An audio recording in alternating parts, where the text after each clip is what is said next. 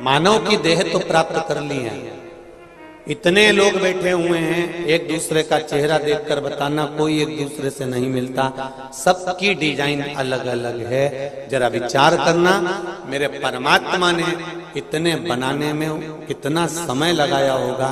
तो पार्वती जी शिव जी से कहती है एक सांचा बना लो, उसमें ढाल लो, सारे गणेश जी एक जैसे दिखेंगे, सारी मूर्तियां एक जैसी नजर आएगी, सारा मनुष्य एक जैसा दिखेगा। इतने में पार्वती जी से शिव जी ने कहा मैं प्रयास कर रहा हूं सांचा बनाने का, तो फिर क्यों नहीं बनाते, ये नए नए डिजाइन के क्यों पैदा कर देते हो। शंकर जी बोले हर बार सांचा बनाने का प्रयास करता हूं कि अब की बार सही पुतला बन जाएगा, इसके जैसे दूसरे बनाना चालू कर दूंगा। पर जन्म देने के बाद उसको जब पृथ्वी पर भेजता हूं, माता के गर्भ में उल्टा लटका रहता है, दोनों मुष्टिकाएं बंद होती है और कहता है मुझे गर्भ से बाहर निकाल दो, मैं भजन करूंगा भजन करूंगा, और गर्भ से निकलकर मैं तो भोजन करूंगा चालू हो जाता है। तो बड़ा सोचना पड़ता है। भगवान कहते हैं मुझे सोचना पड़ता है कि मैंने बनाया सांचा था, मैंने सोचा था कि अब इसके जैसा सारा संसार बना दूंगा, पर मुझे क्या मालूम था कि ये नीचे जाके फिर गड़बड़ हो जाएगा। भेजा था भजन के लिए, लग जाएगा भोजन में, भेजना था सत्संग में, पहुंच गया सिनेमा में।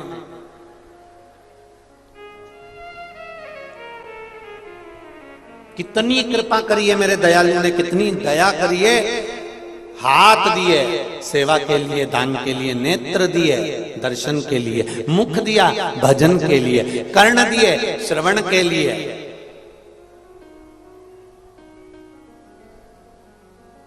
तो एक व्यक्ति ने पूछ लिया गुरुजी फिर ये पेड़ भी तो उसी ने दिया है, तो हमने कहा दिया, उसमें क्या दिक्कत है, शरीर पूरा उसने बनाया है तो पेट भी उसने दिया।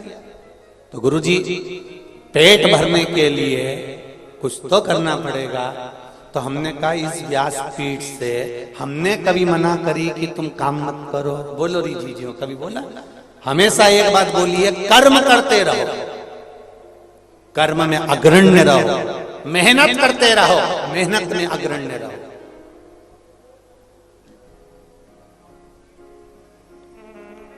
जब कर्म में मेहनत में आगे रहोगे और मेहनत करते रहोगे तो ये निश्चित था कि तुम अपनी मंजिल पर पहुंचोगे। गुरुजी अगर मेहनत करने के बाद भी हमारा पेट नहीं भराया तो, मेहनत करने के बाद भी अगर हमारा पेट नहीं भराया तो भगवान शिव की कथा, शिव महापुराण की कथा कहती है, गीता जी में भगवान कृष्ण ने कहा है जन्म मैंने दिया है तो मृत्यु भी मैं दूंगा। अगर तेरे जन्म से पहले माँ के स्तनों में दूध दिया है तो मरते तक भी तेरे प्राण छूटने पर भी अग्नि में दूंगा। क्यों चिंता करता है, चिंता क्यों करता है? कोरोना महामारी के समय पर सब अपने अपने घर के अंदर बैठे हुए थे और वो हॉस्पिटल में काम करने वाले डॉक्टर भी अगर किसी मरीज को देख रहे थे तो पूरी सेफ्टी के साथ देख रहे थे। बोलो सही है कि गलत है?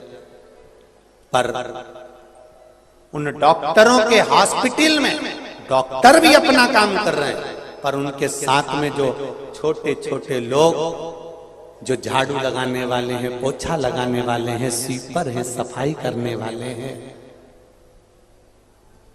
जिनको भगवान श्री हरि ने अपना बनाकर रखा है, जिनको अपना बनाकर रखा है, ऐसे भगवान श्री हरि के जो स्वरूपवान हैं, ऐसे छोटे छोटे जिनको हम लोग नकार देते हैं, जिनको हम कह देते हैं हम ब्राह्मण, हम क्षत्रिय, हम वैश्य, ये शूद्र हैं, उस जगह पर अगर देखा जाए तो जो छोटे छोटे थे झाड़ू लगाने वाले, पोछा लगाने वाले, वो इतना नहीं डर रहे थे। घर का बेटा अंतिम संस्कार करने नहीं आया तो मेरा नारायण उनका रूप रख कर आया और वो अंतिम संस्कार कर गया। इसलिए उनको हरि के जन कहते हैं, जो परमात्मा का स्वरूप है। और आज के जमाने में हम उनको नकार देते हैं। आज के जमाने में हम कह देते हैं ये ब्राह्मण है, ये क्षत्रिय, ये वैश्य, शूद्र है। हमने भेदभाव की भावना उत्पन्न कर ली है, पर हमारा सनातन धर्म कभी भेदभाव नहीं देता। हमारा सनातन धर्म कभी ये नहीं कहता कि ये बड़ा है कि वो छोटा है। हमारा सनातन धर्म कहता है ये मनुष्य का जो शरीर है, ये मानव का जो शरीर है, ये परमात्मा ने दिया।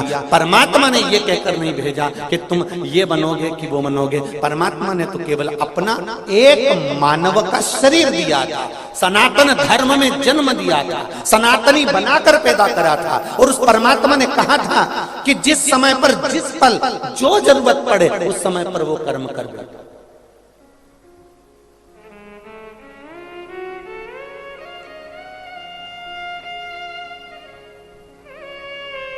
जैसे आपके और हमारे बीवी बच्चे हैं, क्या उनके बीवी बच्चे नहीं थे? वो भी तो संभालते थे, वो भी तो शमशान तक लेकर जाते थे, वो भी तो एम्बुलेंस चलाते थे।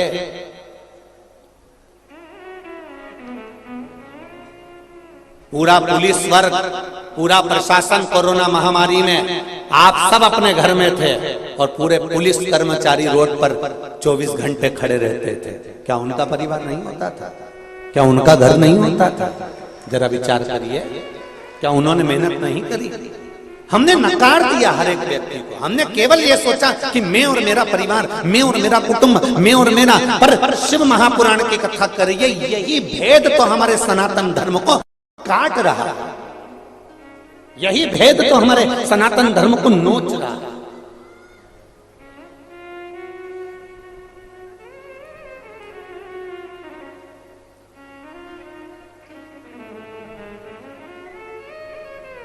सबसे बड़ा सुख है हमारी एकता में, सबसे बड़ा आनंद है हमारी एकजुटता, हमारा संगठन,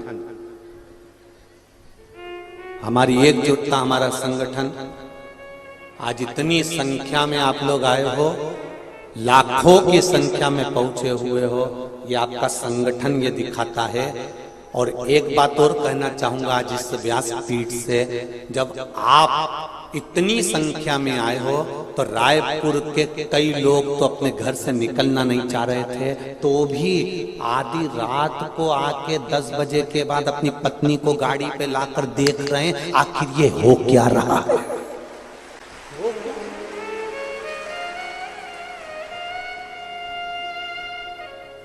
मुझे तो मालूम नहीं था, रात्रि के समय वो विकास उपाध्याय जी के यहाँ शिव जी का मंदिर है, तो बाबा के मंदिर का दर्शन करने के लिए हम गए थे।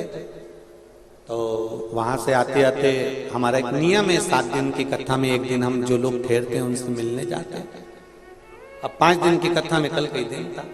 हमने बसंत जी से कहा जरा चलिए, और आए, मिले।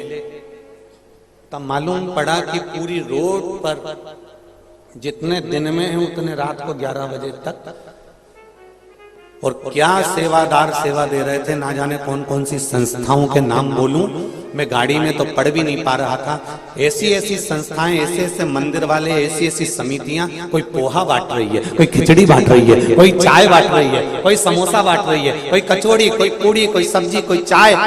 पूरी संस्था वो रोड से लेके यहाँ रोड तक सब दूर, और लोग इतने प्रेम से खा रहे हैं, इतने प्रेम से आनंद ले रहे हैं। शायद रायपुर के इतिहास में ये नजारा फिर नहीं देखने को मिल सकता, शायद।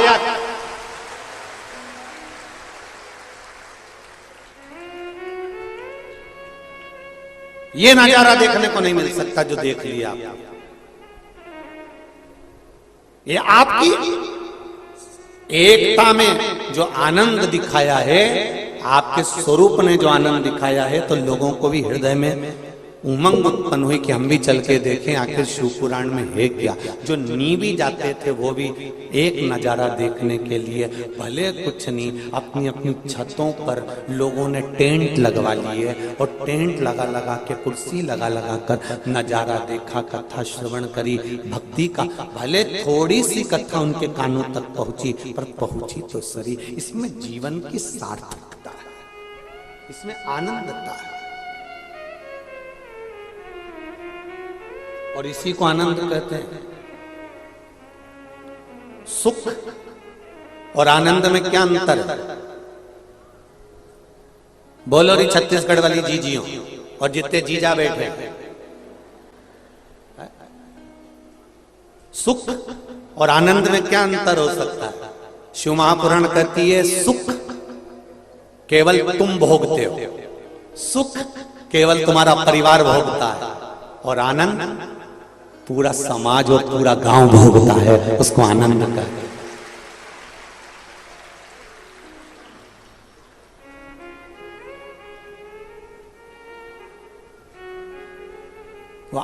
बसंत कुमार जी ये कथा को छोटे रूप में भी करा सकते थे, कह सकते थे गुरुजी हम कथा करवाएंगे तो हम हमारे हॉल में सुनेंगे, हमारे घर में सुनेंगे। तो वो सुख था, वो केवल सुख था कि स्वयं के लिए जो लिया गया, स्वयं की गाड़ी, स्वयं का आनंद, स्वयं का सुख, वो सुख है। पर आनंद किसको कहा गया है? नहीं। अगर कथा हो रही है तो पूरा जितना भी रायपुर का लोग है और आसपास का लोग है वो आए और इस कथा का आनंद लेकर जाए। जब आनंद लेकर जाएगा तो ये निश्चित है एक पोलियो की दवाई एक बार पिलाई जाती है और पूरी दूर अलाउंस होता रहता है। क्या बोलते हैं? जन्म लिए बच्चे से लेकर 5 वर्ष तक के बच्चे को पोलियो की दवाई निशुल्क पिलाई जाएगी। जो बच्चा पोलियो की दवाई नहीं पिएगा वो हाथ पैर से विकलांग, बोलो बोलो जम के, हो जाएगा। तो जैसे ये गवर्नमेंट कहती है कि जन्म लिए बच्चे से लेकर 5 वर्ष तक के बच्चे को पोलियो की दवाई पिलाई जाएगी, जो नहीं पिएगा वो हाथ पैर से विकलांग हो जाएगा, वही तो हम भी कह रहे हैं। जिसका जन्म नहीं हुआ, जो गर्भ में पड़ा हुआ है, उससे लेकर जो मर रहा है उस तक के व्यक्ति को शिव महापुराण की कथा सुनाई जाएगी। पोलियो की दवाई नहीं पियोगे तो हाथ पैर से विकलांग हो जाओगे, और शिव महापुराण की कथा नहीं सुने तो अपनी चित्त वृत्ति से, अपने सनातन धर्म से भी तुम विकलांग हो जाओगे। इसलिए सुनो और अपने जीवन में धारण करो। ये जीवन का रसतत्व देने वाली है, ये आनंद देने वाली है। क्या मिला है?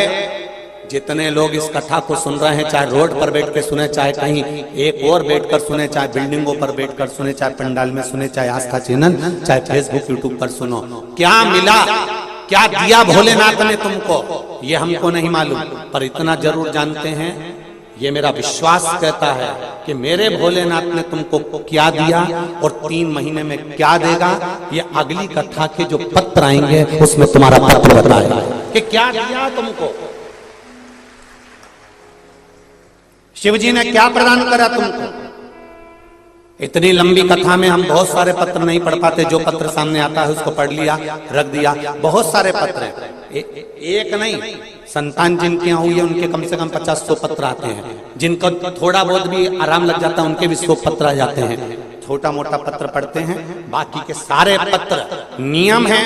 इन पत्रों को हम लेकर नहीं जाते, इन पत्रों को पीछे ढेर लगा होगा, या पीछे ढेर लगा होगा पत्रों का। सब पत्र आपके गांव के लोगों के लिए, आपके लिए छोड़ कर जाते हैं।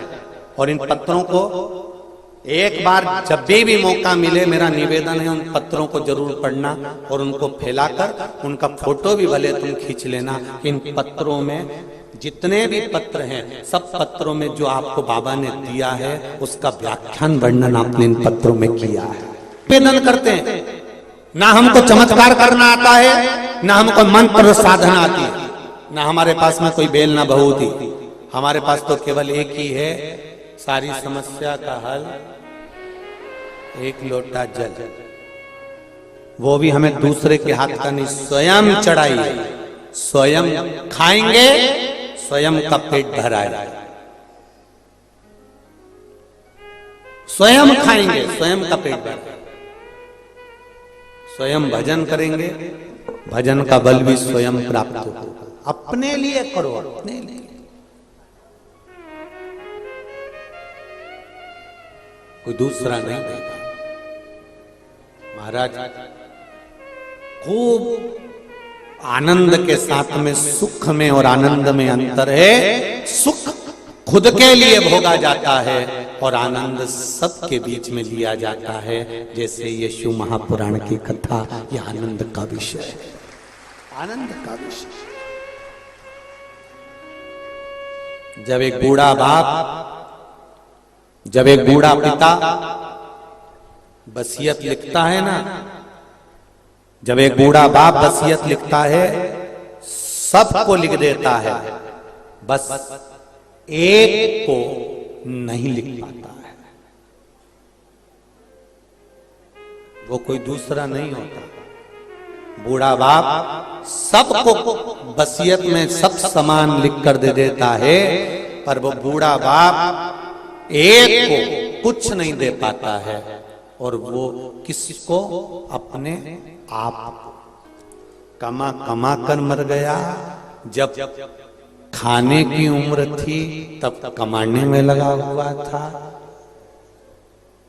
और अब जब आराम की उम्र आई है कि थोड़ा बहुत खा लूंगा, तो बीपी और शुगर ने ऐसा डामाडोल करके रखा है कि एक लड्डू भी नहीं खा सकता। शादी में जाता है, केवल लिफाफा देकर आ जाता है, नहीं खा पाता। ये जीवन। मेरा जितने नवयुवक बेटा बेटी बैठे हैं यहाँ, जितनी बहुएं बैठी हुई हैं,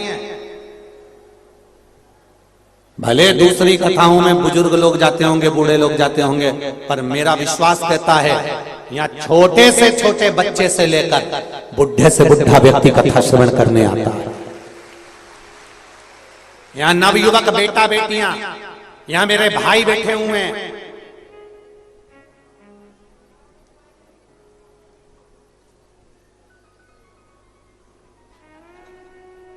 यहाँ मेरे भाई लोग भी बैठे हैं, यहाँ बेटा बेटियां भी बैठे हैं, नवयुवक बच्चे बैठे हुए हैं।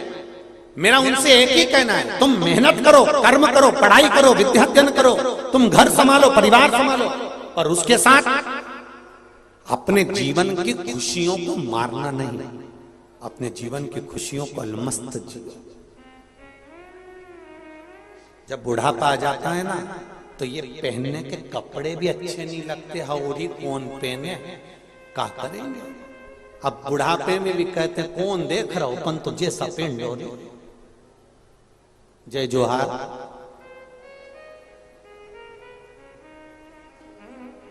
जय जोहार।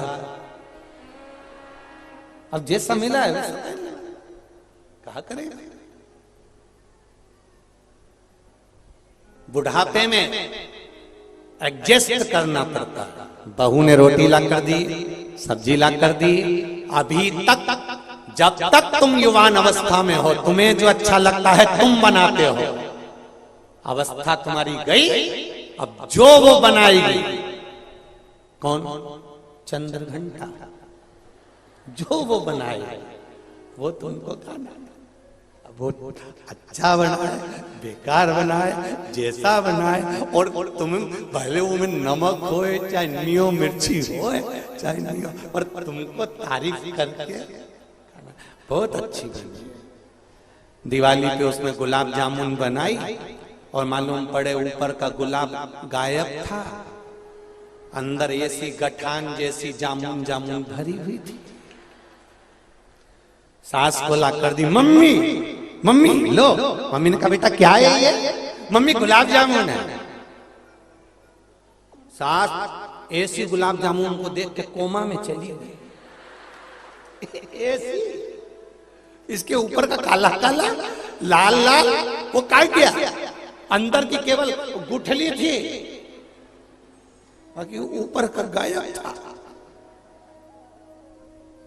और मैं छाती पे खड़ी पल्लू लेके, कैसी लग रही?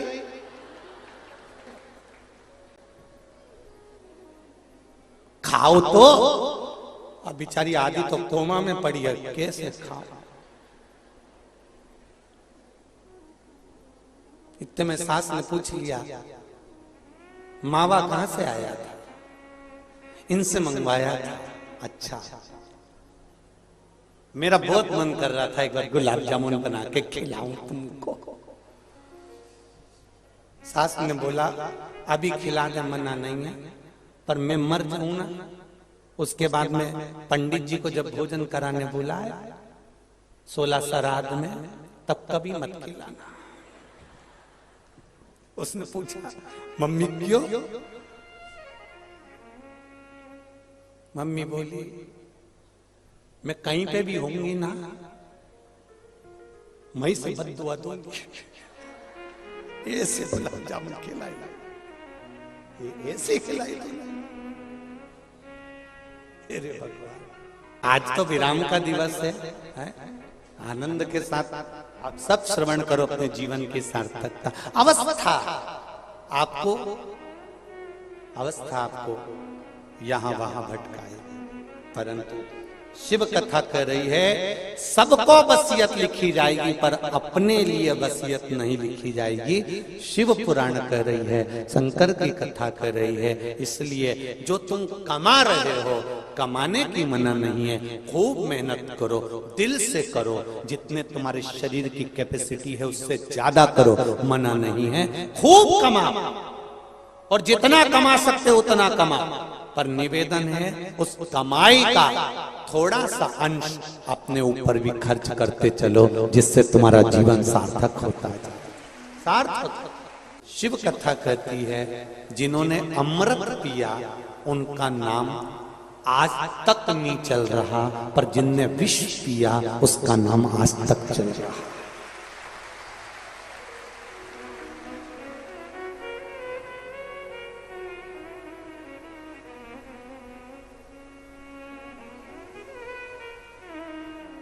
जिनने अमृत पिया उसको कौन याद कर रहा है ये नहीं मालूम, पर जिसने विष पिया उसका नाम पड़ गया नीलकंठ महादेव, नीलकंठेश्वर महादेव, नीलकंठ महादेव।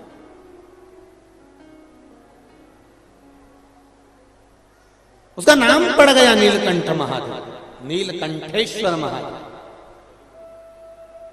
विचार करिएगा जरा, शिव तत्व को जानिएगा जरा, भगवान शंकर का अनुमोदन ध्यान में रखिएगा। विष पीने वाले को आज तक याद किया गया। थोड़ा जिसने जिंदगी में कष्ट उठा लिया, जिसने जिंदगी में थोड़ा सा दुख उठा लिया, देखो एक पत्थर मार्बल का एक टुकड़ा, मार्बल आपके घर में लगा होगा जमीन पे, मार्बल का एक टुकड़ा जमीन में लगता है और मार्बल के एक टुकड़े की मूर्ति तराशी जाती है। दोनों में क्या अंतर है? एक मार्बल जमीन में लग रहा है और एक मार्बल की मूर्ति तराशी जा रही है। क्यों? पत्थर ये भी वही है और वो भी वही है, बस अंतर उतना है कि जिसने चोट को सहन कर लिया वो मंदिर में भगवान बनकर पूजा गया है, जो सहन नहीं कर पाया वो जमीन पर रखा, वो जमीन पर रखा। जिसने चोट को सहन कर लिया वो पूजा गया, और जिसने चोट सहन नहीं करी, कई बहुओं की आदत रहती है, सास ने गाली दी, इसने पलट कर जवाब दे दिया। नहीं नहीं, बिल्कुल मत देना। सास अगर गाली देना तो पलट कर जवाब बिल्कुल मत देना, बल्कि खुश होना, बड़ी प्रसन्न होना कि मैंने ना जाने कितने कितने पाप करे होंगे, आज मेरी सास ने गाली देकर मेरे पूरे पाप को धो दिया। देन दो।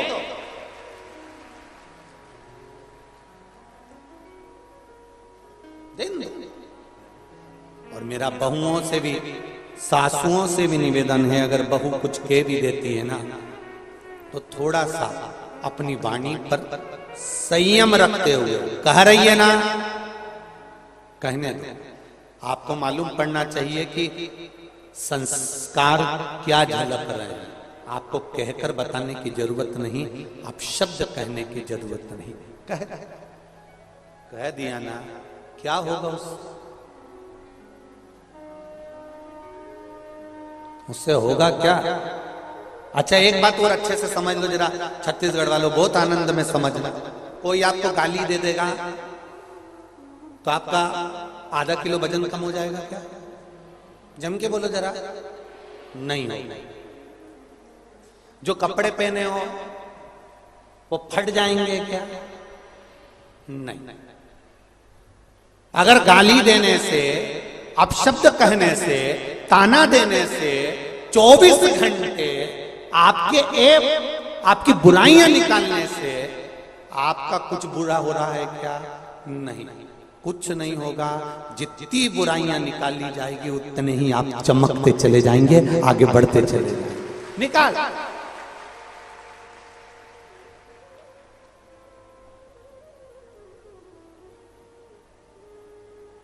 निकालो निकालो। एक कथा आपको पहले सुनाई थी। एक राजा के शरीर में रोग हो गया, शरीर की चमड़ी टपकने लगी, कौड़ का रोग हो गया, पूरा शरीर गलने लगा। राजा बड़ा दुखी हो गया, डॉक्टरों को दिखाया, वेदों को दिखाया, पर आराम नहीं लगा। आखिरी में डॉक्टर के यहाँ से दिखाते दिखाते जब थक गया, तब वो फिर गया अपने गुरुजी के पास में। गुरुदेव, मेरे शरीर में रोग हो गया है, मैं बीमार पड़ गया हूँ, मेरा शरीर गल के नीचे गिर रहा है, मेरा शरीर टपक रहा है, गुरुदेव कुछ कृपा करो। गुरुजी ने कहा, तेरा बड़ा भाई था? हाँ। बड़ी भाभी? हाँ। बड़ा भाई तो मर गया, पर भाभी है? गुरुजी बोले, जहां भाभी सोती है उसके कमरे के बाहर चुपचाप से दरी बिछाकर सो जाना, किसी को मत कहना, तू ठीक होना चालू हो जाएगा, किसी को बोलना मत, जा सो। वो रोज जाता, दरी बिछाता, सो जाता, रोज जाता, दरी बिछाता, सो जाता। एक नौकरानी ने देख लिया, नौकरानी ने दूसरी नौकरानी से कहा, उसने तीसरी से कहा, चौथी से कहा, पूरे नगर में बात फैल गई, राजा इतना बड़ा खोड़ला है कि अपनी भाभी के कमरे में जाकर सोता है। लोगों ने अपशब्द कहना चालू कर दिए, ताने देना चालू कर दिए, गालियां देना चालू कर दी, आड़ा टेढ़ा बोलना चालू कर दिया। धीरे धीरे धीरे धीरे राजा का शरीर ठीक हो गया। गुरुजी के चरणों में जाकर बोला, गुरुदेव मैं ठीक हो गया, मैं ठीक। पर गुरुदेव, सारे डॉक्टरों की दवा काम नहीं आई, आपने केवल भाभी के कमरे के बाहर सोने का बोला और मैं ठीक हो गया। ऐसे कैसे हो गया? गुरुजी ने कहा, राजन तेरा पाप बहुत बढ़ गया था, उस पाप को कम करवाने के लिए पूरे नगर में तेरी बुराई करवाई है। जितना लोग तुझे गाली देंगे, अपशब्द कहेंगे, ताना देंगे, तू उतनी जल्दी ठीक हो जाएगा। गुरुदेव आपकी कृपा।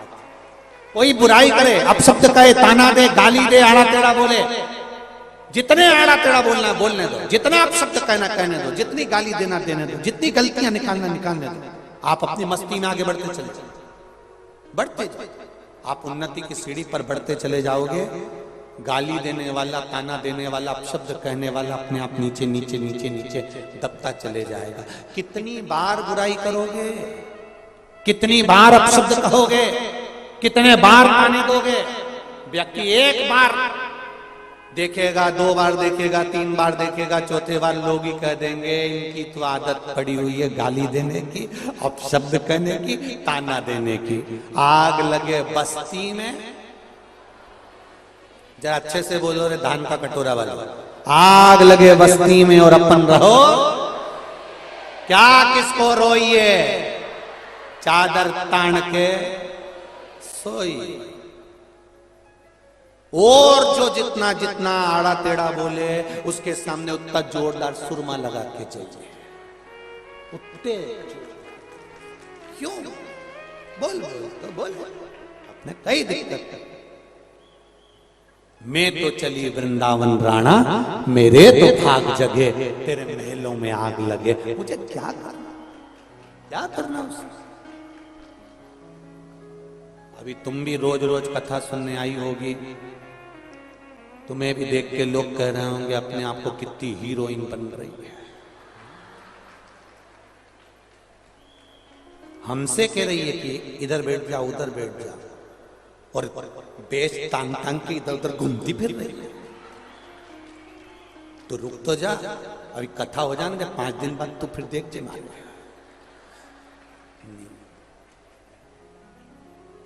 कुछ नहीं कहते, उसने बोल दिया, बैठ गए। शिव महापुराण की कथा 5 दिन की हो गई।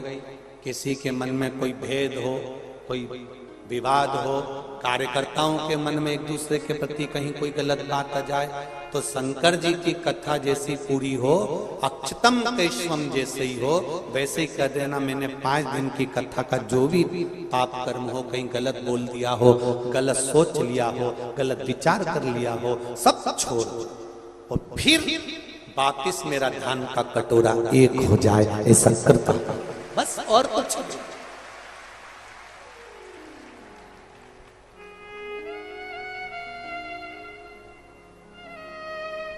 विचार में, अपनी चित्तवृत्ति में अच्छा लेकर, और जितना अच्छा लेकर आओगे उतना जीवन में अच्छा होगा। विष पीकर भी महादेव नीलकंठ कहला गए, अमृत पीकर भी देवताओं का नाम आज तक नहीं आया।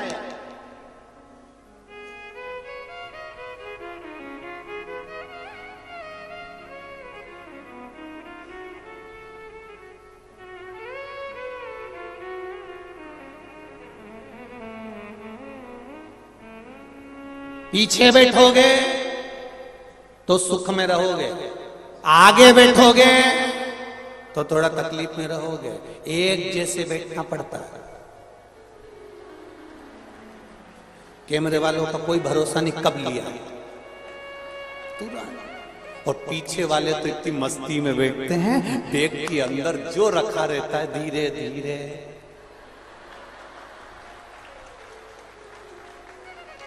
कुतुर कुतुर धीरे धीरे। और इनने देख लिया भजन आया, और भजन में ही, और जैसे ही महाराज बोले हार हार, पीछे वालों को मालूम नहीं पड़ता, तो आगे जो बैठे नहीं उनको बड़ा ध्यान रखना पड़ता है। और जैसे ही कैमरा सामने आया, वैसे पड़ोसी भी कौन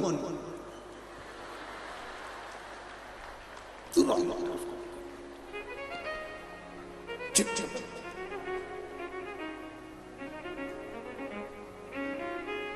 बहुत ध्यान रखना,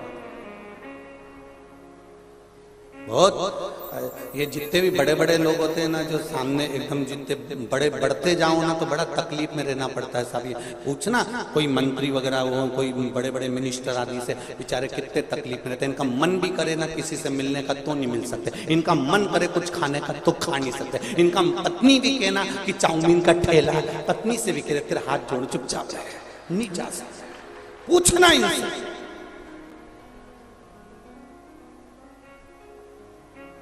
हम हमारी के ट्रेन में बाथरूम के लिए भी नहीं जा सकते, वहीं कैमरा लेके खड़े। हे भगवान, अब बाथरूम का गेट बंद कर के एक सेल्फी, तो हम भी कहते बंद तो कर ले, ये पहले बंद हो जाए फिर सेल्फी ले। अब बहुत छोटे रहिए, बहुत छोटे। जो ज्यादा बड़ा होता है उसको बहुत सुनकर चलना पड़ता है। घर में 2 बहुएं होती है, एक बड़ी एक छोटी। बड़ी को बहुत संभल कर चलना पड़ता है, संभाल कर परिवार चलना पड़ता है। छोटी काम करे तो ठीक, नहीं करे तो ठीक, अपने कमरे में जाके सो जाए तो ठीक। सास से क्यों कि वो छोटी काम नहीं कर रही, तो एक ही बात कहती अभी छोटी है। और बड़ी अगर ऐसा कर दे तो तू तो अक्ल है ना तेरे में, तू तो बड़ी है ना, तू तो समझदार है ना। शादी घर में और बड़ी बहू पूरा काम करती फिर रही, और छोटी इतनी मेहंदी मंडवा के 4 तकिए पे हाथ रख के यूं पड़ी। और जब मेहंदी मेहंदी मंडा गई, तैयार होके शादी में आगे गई, सारा घर का फैलारा बड़ी वाली उठा रही, और छोटी जाके सबसे पहले पानी पतासा छपका खुआ के और घूमती फिरती बात करती, अपने पति के साथ फोटो वोटो खिंचवा ली, और एक बेचारी काम में लगी रही। जो ज्यादा संभालने में लगा रहता है उसकी जिंदगी पूरी संभालने में निकल जाती है। इसलिए छोटे बनने में फायदा है। जितने छोटे बनोगे उतना मेहंदी उतना एंजॉय नहीं बनना अपन को ज्यादा बड़े। ना ज्यादा विद्वान बनो, ना ज्यादा ज्ञानी बनो। मेरे राम जी महाराज भी अपने गुरु जी के दरवाजे पर पढ़ने के लिए गए थे।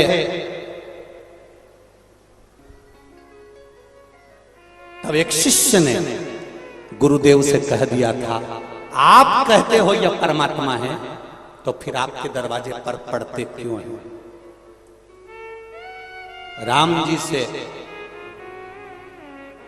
राम जी सामने बैठे हैं और शिष्य कहते हैं, गुरुदेव आप कहते हो यह परमात्मा है। भय प्रकट कृपाला दीन दयाला कौशल्या हितकारी, हर्षित महतारी मुनि मनहारी, अद्भुत रूप निहारी, लोचन अभिराम तनु कन्या निज आयु। आप कह रहे हो कि यह भगवान है, तो फिर गुरु के दरवाजे पर पढ़ने क्यों आए? क्या इनमें विद्वत्ता नहीं है? क्या ये विद्वान नहीं है? क्या ये ज्ञानी नहीं है? इतने में गुरु जी ने कहा अपने शिष्य से, ये भगवान है मैं जानता हूं, पर इसमें सबसे बड़ी बात ये है कि ये छोटे बनकर रहना चाहते हैं, और जितने छोटे बनकर रहेंगे उतने जनमानस के दिल पर राज करेंगे। इसलिए राम जी लंका गए तो शबरी के दरवाजे पर जितने वन में लोग रहते थे, जंगल में रहने वाले के एक एक के घर पर, एक एक के कुटिया में मेरे राम जी महाराज गए। छोटे बनकर आप सबके द्वार पर जा सकते, बड़े बनकर नहीं।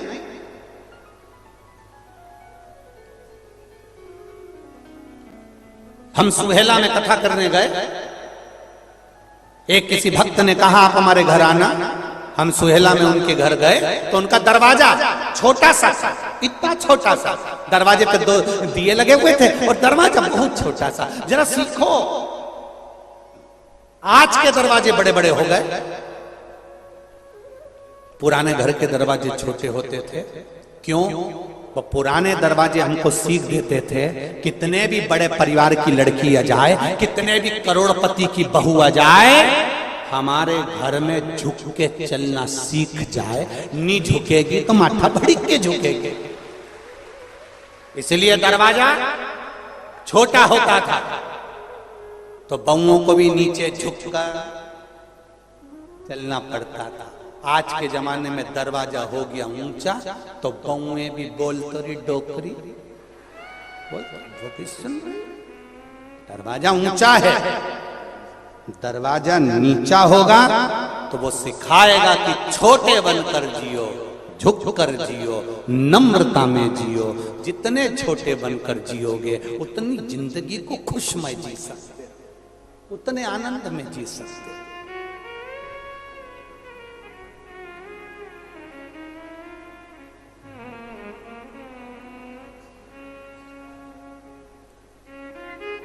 शिव जी समय आया, शंकर भगवान की जो आनंदमय लीला थी वो लीला का गुणगान हुआ। शंकर भगवान पर गौ माता के दूध का अभिषेक हुआ, जिससे उनका विष की तपन कम हो जाए। शंकर जी को जो दूध चढ़ाया जाता है वो विष की तपन को समाप्त करने के लिए चढ़ाया जाता है।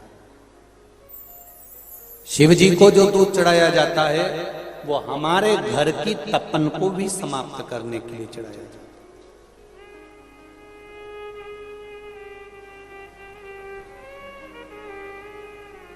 और एक बात बहुत अच्छे से जीवन में उतारना, शंकर भगवान ने कभी ये नहीं कहा कि मुझे 5 लीटर दूध चढ़ाओ या 4 किलो दूध चढ़ाओ या 10 किलो चढ़ाओ। कहीं लिखा पढ़ा तुमने? कहीं पढ़ा हो तो जरूर बताना कि शंकर जी ने कहा कि मुझे 10 किलो चढ़ाओ कि 11 किलो चढ़ाओ। शंकर जी को अगर दूध चढ़ाना है, तुम्हारे घर में ज्यादा नहीं है, एक कटोरी में भी थोड़ा सा 4 बूंद का दूध भी अगर आपके पास में है और पानी के लोटे में डालकर अगर आपने शिव को चढ़ा दिया है तो शिव उसको भी स्वीकार कर लेते हैं। शंकर भगवान ये नहीं कहते कि मुझे इतना देना, शिव कहते थोड़े में भी मेरा स्मरण हो सके। शिव जी को ज्यादा नहीं चाहिए।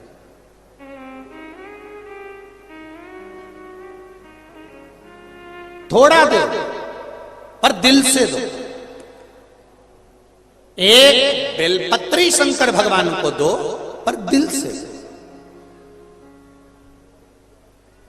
और एक बेलपत्री चढ़ाते समय तुम्हारे मन में यह भाव उत्पन्न हो जाना चाहिए कि एक बेलपत्री का वृक्ष मैं जरूर लगाऊंगी, इसलिए लगाऊंगी क्योंकि मैं मरकर भी चली गई तो मेरे भोलेनाथ को मेरे लगाए हुए वृक्ष की बेलपत्र कोई भी चढ़ाता रहे, इसलिए लगाता।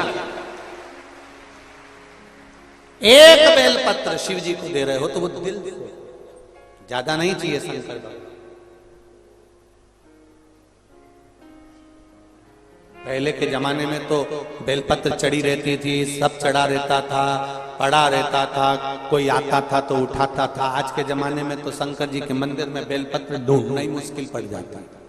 जो चढ़ा के जाता है वो दूसरे की उठा के ले जाता है, खा जाता है, क्योंकि औषधि है, औषधि।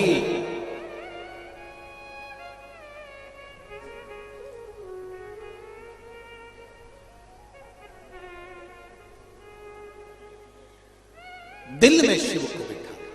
समय आया, आगे वर्णन आया कि एक अंधकासुर नाम का बालक जन्मा शिव जी के नेत्र के अश्रु से, और वो जो बालक जन्मा था वो बहुत उत्पाती था, इसलिए उसको समुद्र में डाल दिया गया था। उसका नाम अंधकासुर हो गया। अंधकासुर ने भी ब्रह्मा जी से वर मांग लिया था कि मैं वर दीजिए, जिस दिन मैं अपनी माता को गलत दृष्टि से देखूंगा उस दिन मेरे प्राण चले जाए। पराये धन को और पराई स्त्री को कभी भी गलत दृष्टि से मत देखो।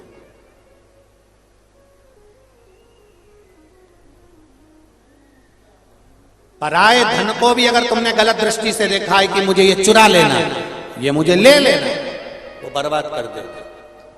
और पराई स्त्री को भी गलत दृष्टि से मत देखो, उसके स्वरूप को गलत मत मानो। प्रत्येक भारत की भूमि पर जन्म लेने वाली जितनी माताएं हैं उन सब नारी शक्ति में कहीं ना कहीं में माता पार्वती का स्वरूप है, ये जानकर नमन करते हैं। जानकर उसका एक स्वरूप हमारे यहाँ।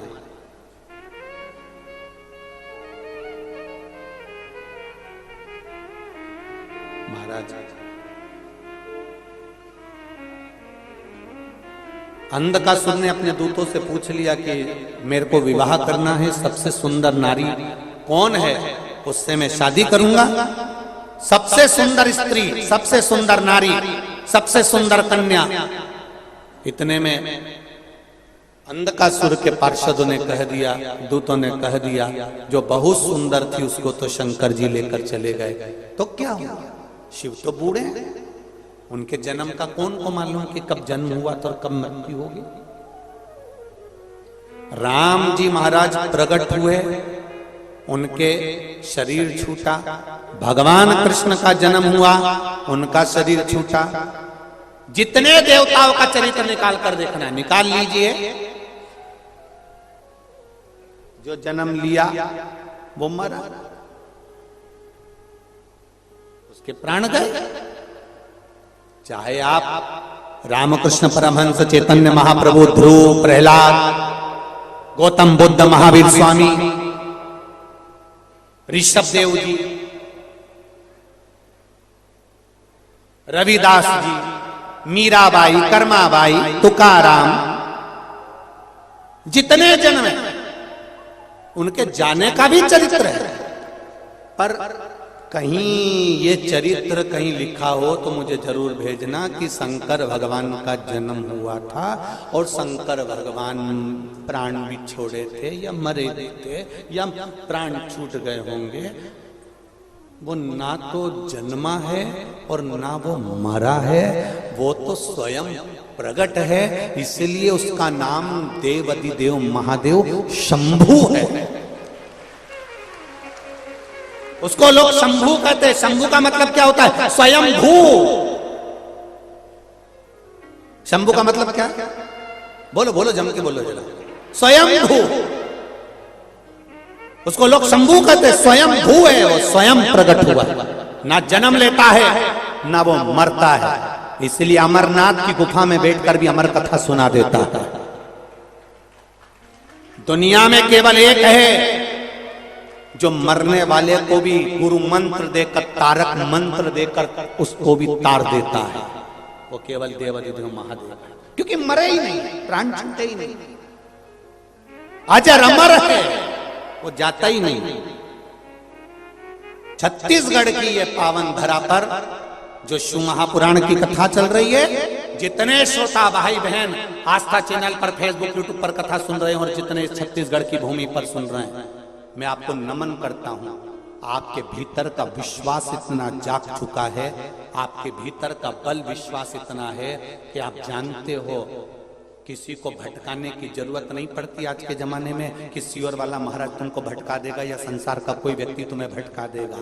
सब पढ़े लिखे हो, सब दो रोटी खा रहे हो, सब आनंद की जिंदगी जी रहे हो, तुम्हें मालूम है कि तुम्हारा अच्छा और पूरा किस चीज में है।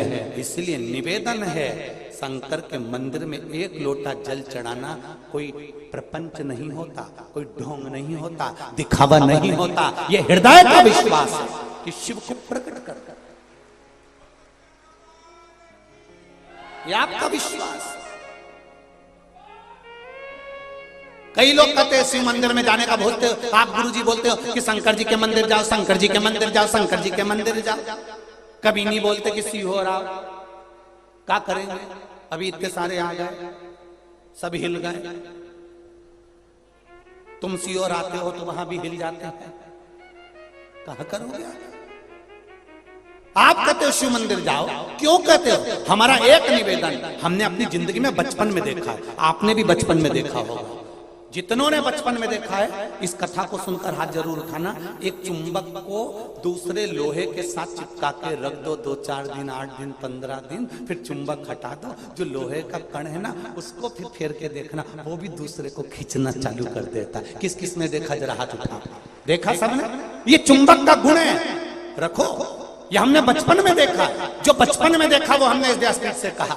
एक चुंबक दूसरे लोहे को चिपका लेती है, 15-20 दिन तक चिपका के रखने के बाद चुंबक को हटा दो, चुंबक का गुण उस लोहे में आ जाता है, फिर वो लोहा दूसरी चीज को खींचना चालू कर देता है। उसी तरह आप शिव रूपी चुंबक के पास जाकर चिपको तो आप स्वयं दूसरे को भी आप शिव की शरण में ला सकते हो। ये बल है आप, भक्ति ही आपके पास, भजन ही आपके पास। महाराज अंधकासुर के प्राण हरने के लिए माता पार्वती जी को जो गलत दृष्टि से देखा, पार्वती जी ने प्राण हर लिए। शिव जी ने काल भैरव के रूप में अवतरित होकर काल भैरव बनकर इस अंधकासुर के प्राणों को हरा। आगे जो चरित्र आया है भगवान शंकर की पावन कथा कर तत्व ग्रहण करते हुए वर्णन किया गया कि जीव की जो अनंतता आनंदता है वही शिव। 12 ज्योतिर्लिंग का चरित्र करते हुए वर्णन किया गया सोमनाथ जी का। कहा कि चंद्रदेव को काया का जब रोग हो गया था, बहुत भटक रहा था, तब उस जगह पर भगवान शिव से प्रार्थना करी गई और सोमेश्वर महादेव के रूप में शंकर जी ने आकर काया ठीक करी। शिव जी का नाम सोमेश्वर महादेव पड़ गया। अगला वर्णन आया मल्लिकार्जुन, कार्तिकेय बाबा रुष्ट होकर गए, तो जब रुष्ट होकर जाते हैं तो शिव जी माता पार्वती जी के साथ में उनको मनाने के लिए जाते हैं। मनाने के लिए गए, भगवान श्री शैलम पर मल्लिकार्जुन के रूप में विराजमान। अगला वर्णन आया है महाकाल दूषण नाम के राक्षस का संहार करने के लिए भगवान प्रकट। भगवान के प्रागट्य का कारण दूषण नाम के राक्षस का संहार।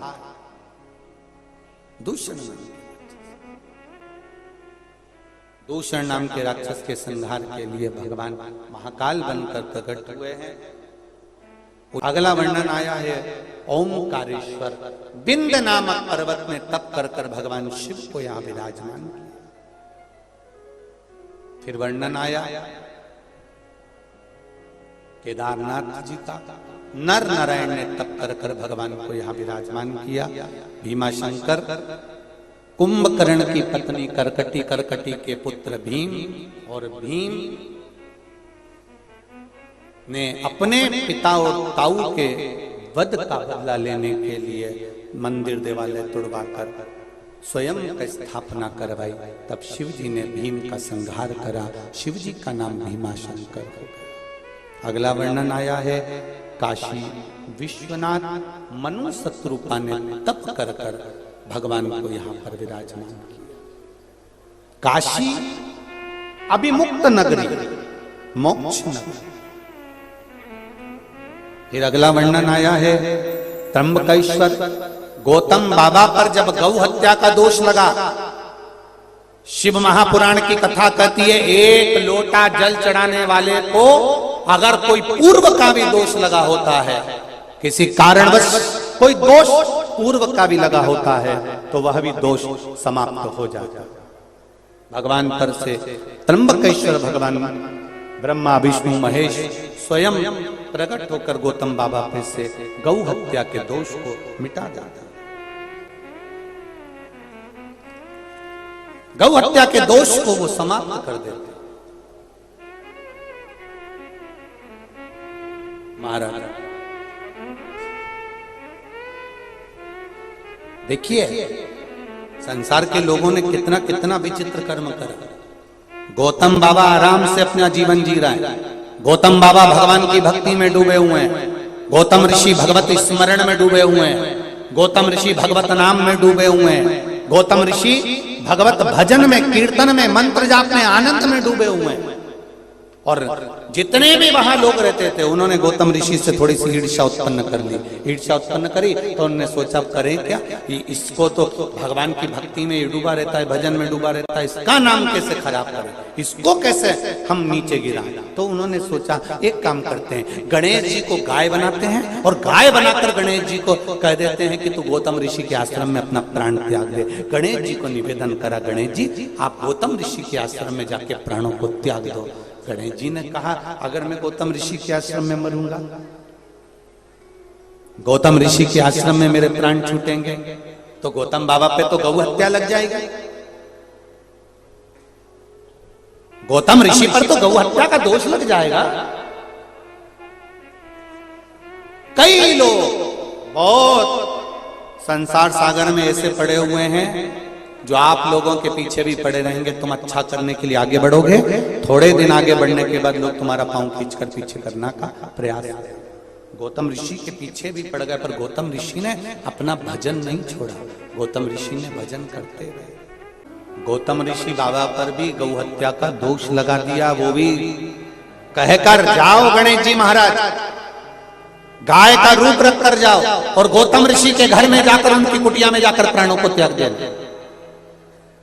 उंगली उठाने वाले, अपशब्द कहने वाले, जब ईर्ष्या इतनी ज्यादा बढ़ जाती है, जब ईर्ष्या इतनी बढ़ जाती है, जलन इतनी बढ़ जाती है, ईर्ष्या इतनी बढ़ जाती है तो वो कुछ भी कर सकते हैं। इसलिए गौतम ऋषि के द्वार पर गणेश जी को भेजा गया गाय बनाकर। गणेश जी ने समझाया, गणेश जी ने कहा तुम सब भी तो साधक हो, तुम ऐसा क्यों कर रहे हो, क्यों किसी पर दोष लगवा रहे हो? गणेश जी आपका काम है दोष लगाना, आप तो जाओ, बस हमने कह दिया वो करना पड़ेगा। गणेश जी गए, गाय बनकर अपने प्राणों को त्यागा।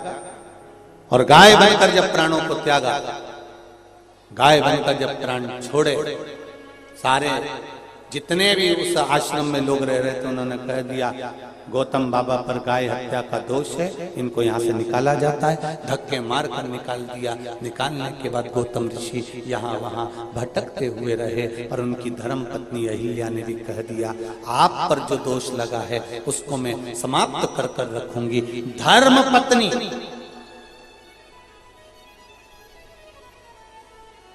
धर्म पत्नी, पतिव्रता धर्म का पालन करने वाली धर्म पत्नी आज गौतम ऋषि बाबा को गौ हत्या के दोष से मुक्त करने का प्रयास कर रही है। आपसे भी निवेदन है, धर्म पत्नी का पद कोई साधारण नहीं होता। आपकी मांग का सिंदूर वो बल रखता है कि कहीं से भी विजय प्राप्त कर आ सकते। आपकी मांग का सिंदूर वो बल रखता है कि आप कहीं से भी विजय प्राप्त कर आ सकते, उसमें वो बल है।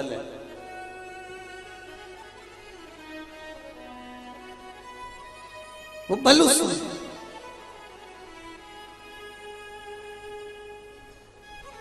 गौतम बाबा की पत्नी से गौतम ऋषि जी ने कहा कि तू अहिल्या क्या कर लेगी? दुनिया के लोगों के सामने मेरे कुटिया में, मेरे घर में गाय मरी पड़ी है, लोग तो यही कहेंगे ना कि मैंने मार दी होगी। दुनिया के लोग तो यही कहेंगे कि मैंने मारा होगा। अरे भाई, एक संत गौतम ऋषि को, एक ऋषि वर को भी लोगों ने उंगली उठाने के पीछे, एक ऋषि पर भी लोगों ने उंगली उठा दी और जान करके उनके आश्रम में गाय को मारकर पटक दिया। ये संसार के लोगों की चित्तवृत्ति में आना चाहिए कि दुनिया किसी को नीचे गिराने के लिए कितना कितना प्रयास कर सकती है। इसलिए निवेदन है, सावधानी से अपनी जिंदगी जियो। ये संसार कोयले की खान है, इसमें से धीरे से निकल जाना बड़ा कठिन है। बहुत सावधानी से भजन के बल पर निकला जा सकता है, स्मरण के बल पर निकला जा सकता है। भजन, श्री शिवाय भजन के बल से निकल सकता। गौतम बाबा अपनी धर्मपत्नी अहिल्या से कहते हैं कि मुश्किल है कि मैं इस दोष से मुक्त हूं। समझाया, ऐसे कैसे नहीं हो सकता। अहिल्या ने ब्रह्मा विष्णु महेश का आवाहन किया।